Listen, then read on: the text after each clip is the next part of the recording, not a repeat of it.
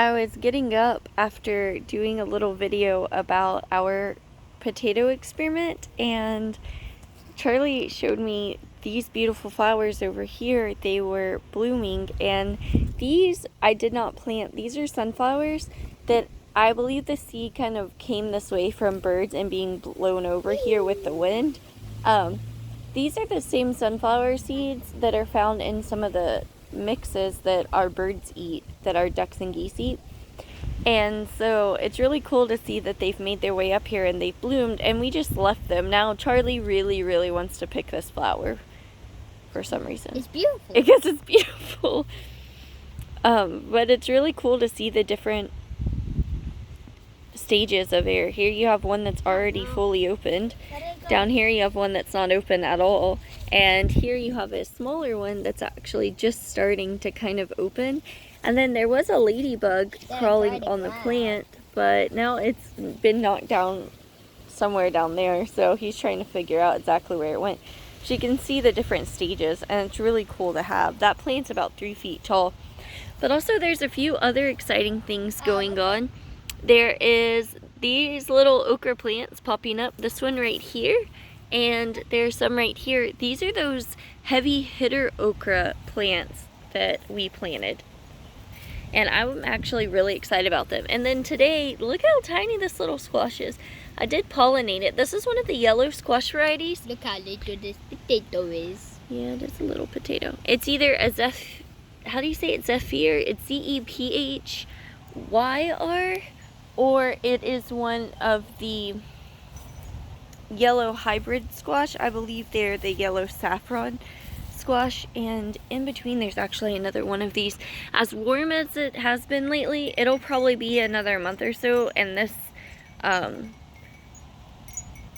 okra plant will shoot up and be massive. And then for sure, I would say by the end of May, early June, we will have okra.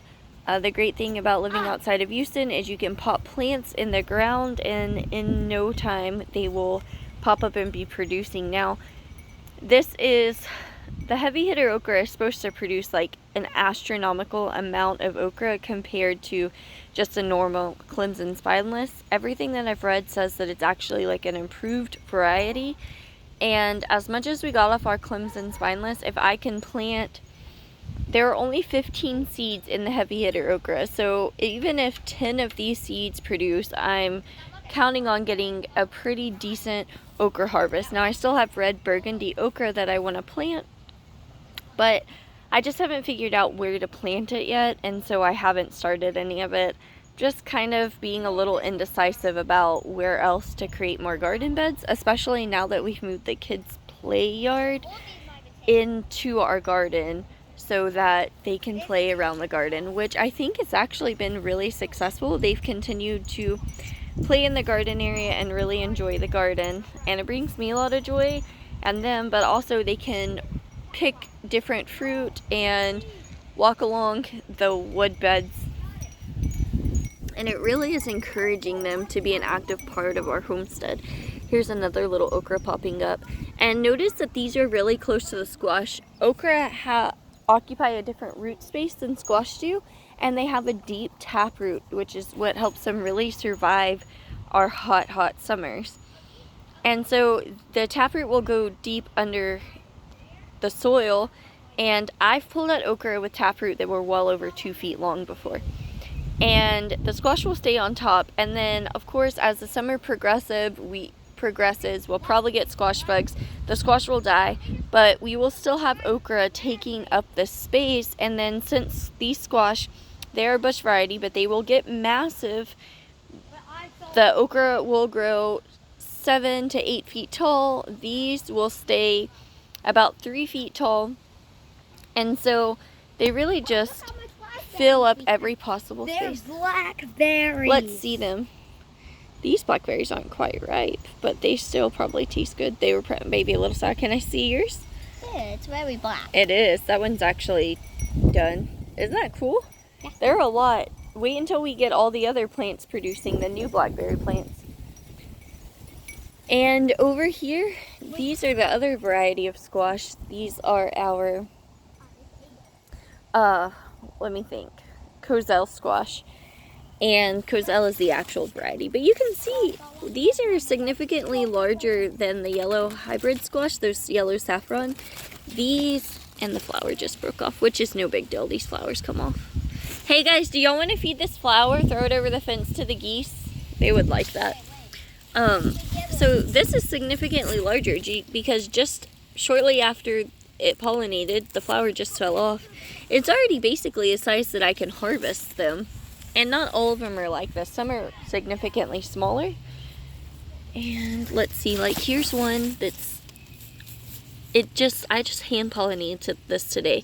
So it's already pretty decent size. So even if you're not getting a lot of fruit, it's not successfully pollinating, the Cozell squash, you can still eat this. It doesn't matter. So I don't feel like you're really missing out and have to worry as much about pollinators. And here you can see all these different size baby fruits here that are growing. So that's a lot of fruit right there that has the potential to grow into more plants. And like here's more down here. That's quite a bit. And then over here I have one that's been pollinated here and one that was pollinated right here. So there's still quite a bit.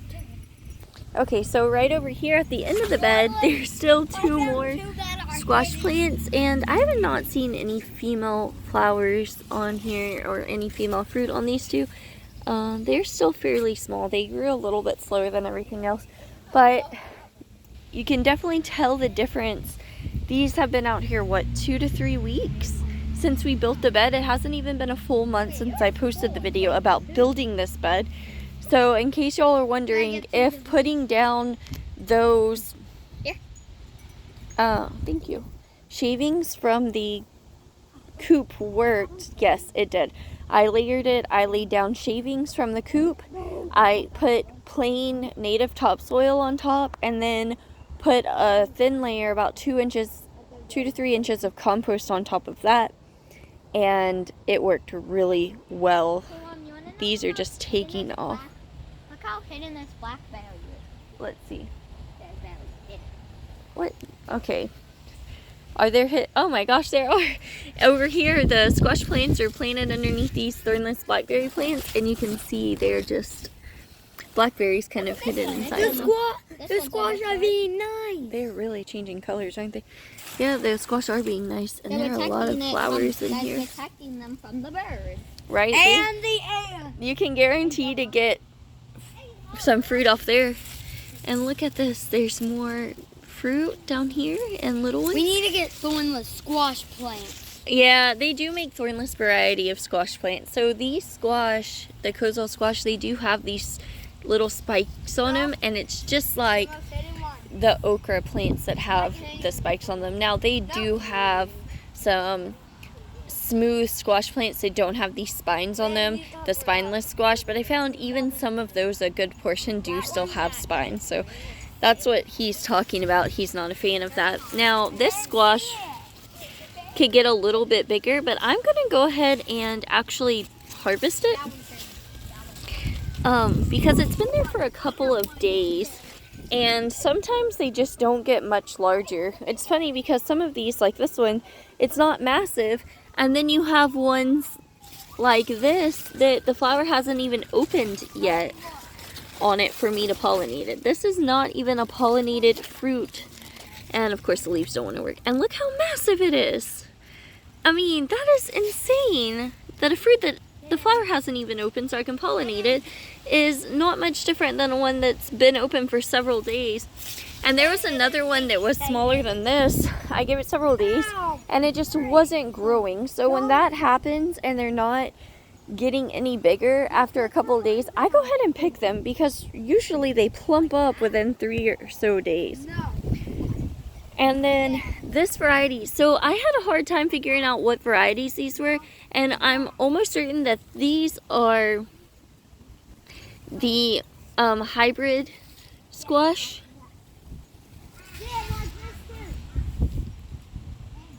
So these will all be yellow. And then over there in the little squash bed where the really short ones I was just showing with the okra have both the hybrid yellow squash and the Zephyr squash in them.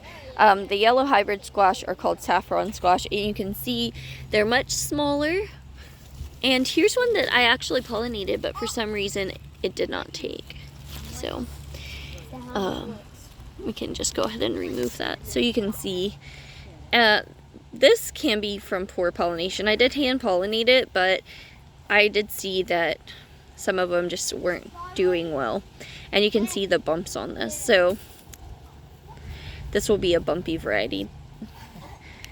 Believe it or not, you can still eat this little squash just the way it is. Just don't eat the part that has the funny color on it.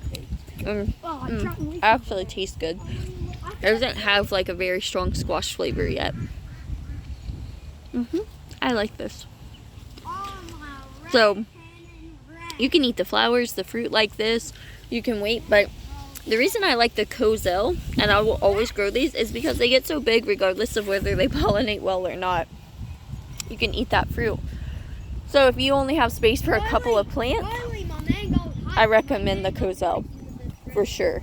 And then look, here's another one hidden over there. Isn't that pretty cool? Now, I've been talking about the watermelon radishes, but I haven't actually showed you one. So I'm gonna go ahead and pull one up. Well, I don't want to all the way, but look at this. Nice pink flesh. So I couldn't remember what they looked like, but it's pink on the outside, green on the inside. Isn't that beautiful? And all of these leaves are edible. And that is a lot of greens, and it's just growing in the void space underneath our squash. So it's pretty exciting. I'm mostly excited about actually knowing what types of squash are where. And looks like we have 1, 2, 3, 4, 5, 6, 7, 8. Over here we have 2 more, so 9, 10, and then there's 4 or 5 up front, 11, 12, 13, 14, or 15 Cozell squash.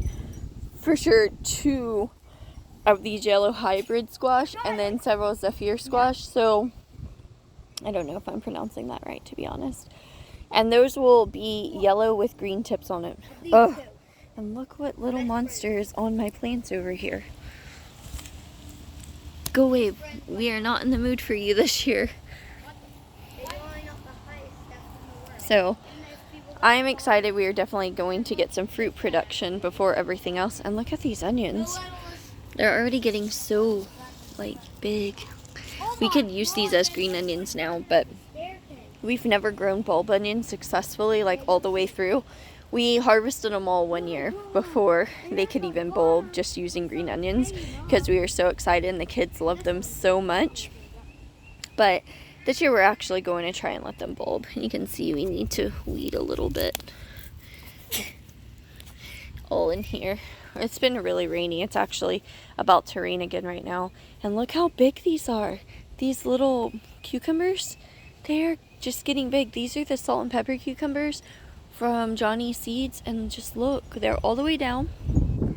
So if these continue to grow while the weather is still cool enough. Mom, look at this one. Oh, it's massive. We could have a pretty substantial, I do not know what this is, should be in the garden, amount of cucumbers before it gets too hot for them to grow. And I did go ahead and get this cucumber cousin that's supposed to grow really well during the hot season and produce really small cucumbers. And I don't remember what they're called. I know I've mentioned it before. I'll have to look, because those will not breed with true cucumbers, so I don't have to worry about cross-pollinating, but they will continue to produce throughout the horrible heat of the summer. So I thought that was really cool. Now the squash that I picked today, I don't have a ton, but in about a week I'll be harvesting several squash at one time, and then I can just pick up some of these. These are all the turnips, and look at this 2-year-old lettuce plant. It's some type of arrowhead lettuce. And so I just pick these out. I'll grab some turnip greens and cut them up along with the squash and maybe even some carrots and greens, and use them to cook a variety of meals. And sometimes lately, whatever's available in the garden kind of dictates what we're making inside. Like, I had some ham I cooked, and I had the ham bone left over, so I threw some black eyed peas in there. And instead of harvesting cilantro, we had harvested a couple of carrots because the boys really love eating them. And I chopped up the greens and used those in place of cilantro and the beans, and it was so good. And we're just basically using the leftovers from other meals and some random things that are growing in our garden. I really enjoy that. You know, it's been so exciting, and also a little nerve-wracking having to learn new ways to cook, new dishes, change my mindset. I know I said this before, but I'll say it 1,000 times more. I thought I was growing a garden, but the garden is really growing me and my family. It's changing the way we think about things, the way we look at things. It's really strange. And with that being said, it is starting to rain, and that means that my camera is going to stop working because it is my phone. So I'm going to get this harvest inside and get the boys inside. And actually, look at that, a little blackberry. It's not quite ripe. So I'm going to head in with all of this produce and get these boys out of the rain. So thank you guys for hanging out with me, and I look forward to showing you when we harvest all of these other squash later this week.